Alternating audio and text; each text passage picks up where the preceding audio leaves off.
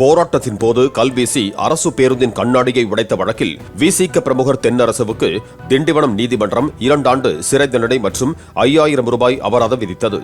பாஜக பிரமுகர் ராஜாவின் வருகைக்கு எதிர்ப்பு தெரிவித்து கடந்த 2023ஆம் ஆண்டு விசிக சார்பில் விழுப்புரம் மாவட்டம் திண்டிவனத்தில் நடைபெற்ற போராட்டத்தின் போது தென்னரசு கல் வீசியதாக வழக்கு பதிவு செய்யப்பட்டது.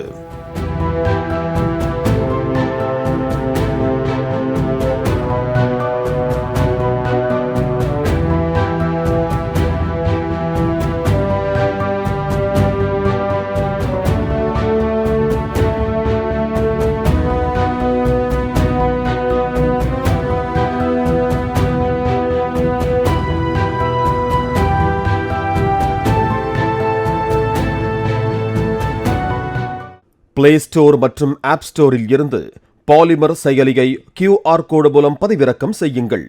செய்திகளை உடனுக்குடன் பெறுங்கள்.